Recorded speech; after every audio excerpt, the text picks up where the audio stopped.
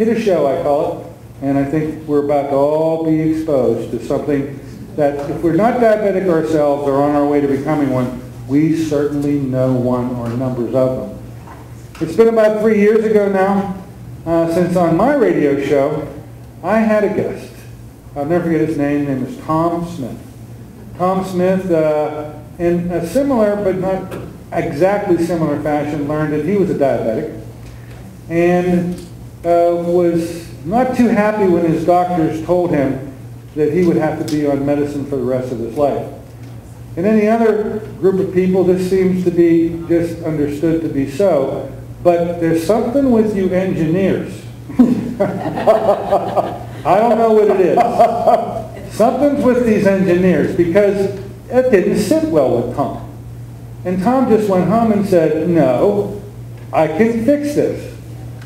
And so he told me 3 years ago that he went and applied what he learned in engineering school and what he used every day as his engineering job to go ahead and find out how to fix that disease, which he certainly did it himself. He told that story on our radio show. He came out with a workbook at the time, and I just was enthralled by his message, and many of you were too, because that workbook has still remained a classic in this region. Although, unfortunately, we can't ever see Tom because of the sickly wife. He's up in Nevada or someplace, and I haven't seen or heard from him since. Now, there's the preliminary story. Take me back to 2 weeks ago, when Sylvia, in the course of doing what we always do together, try to bring you the shows of the guests that she'll have at the Freedom of Choice group. And that's when the name of the gentleman first came to my attention that you're going to be hearing today. And at the time I didn't know, but I was to find out probably within 24 hours that, and I'll let him tell his own story, but the part I want to mention that he might not is that another engineer, an engineer, confronted with a medical travesty, said, you know what, I don't think so. I'm going to figure this one out myself too. And in a rather a different way, but yet solving the problem, this engineer, I believe, has done it. I believe you need to hear that message, and that's the best preliminary I can give anybody coming up on stage. It really is a pleasure to have him here with us today. You'll be hearing a lot of good things about Mr. DeWayne McCulley in the near future. DeWayne? Thanks for coming forward.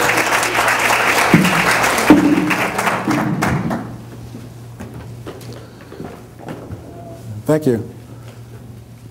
And again, I would like to thank Sylvia for tricking me into coming.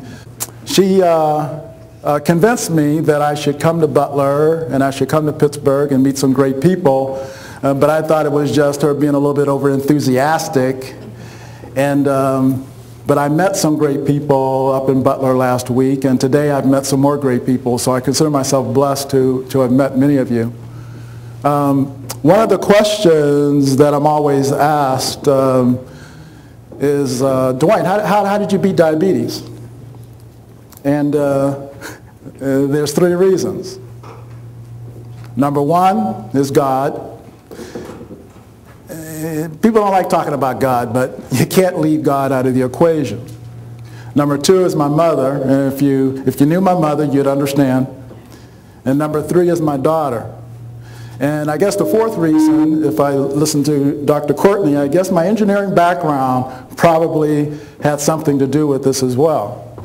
And so today I'm going to try to take an 8-hour workshop and try to hit some highlights during the next 30 minutes or so, and maybe leave some time for some questions and answers.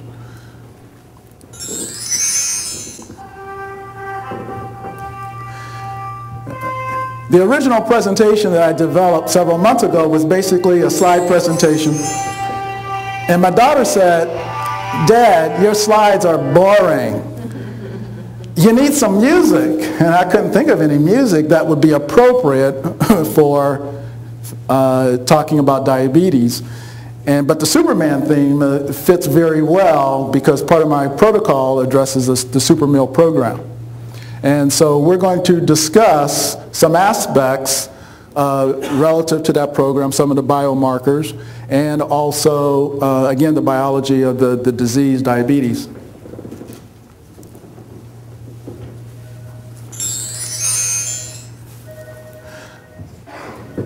But before I get started, let me just try to recap my story.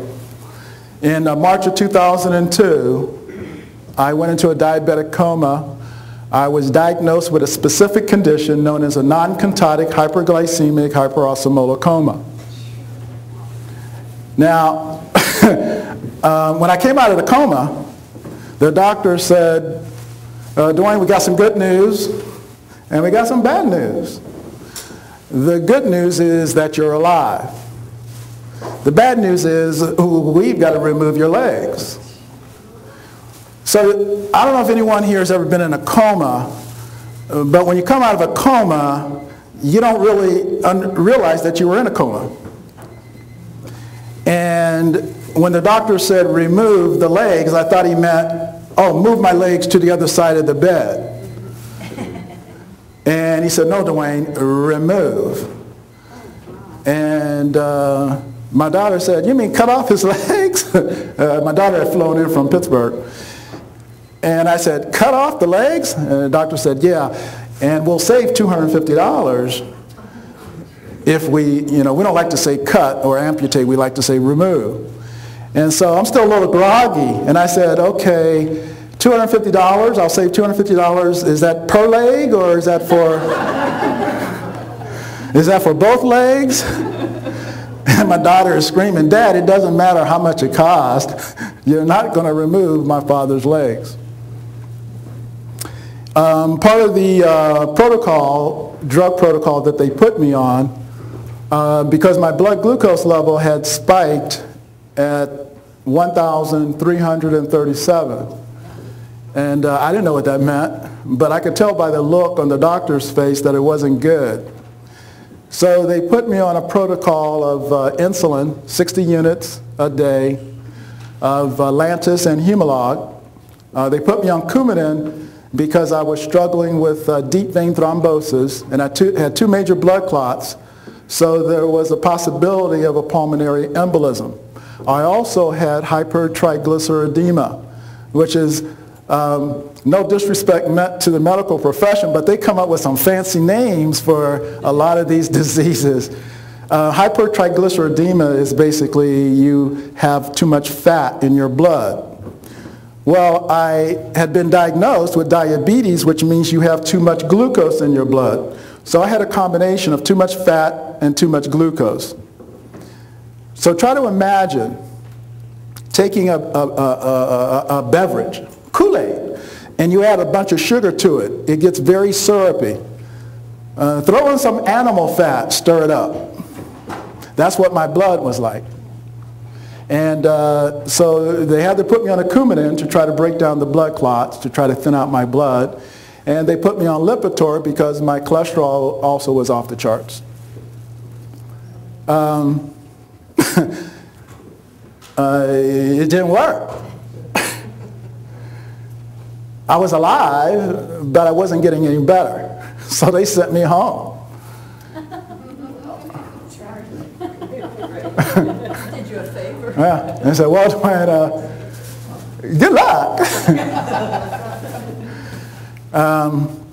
But luckily, my daughter had decided to take off some time from work.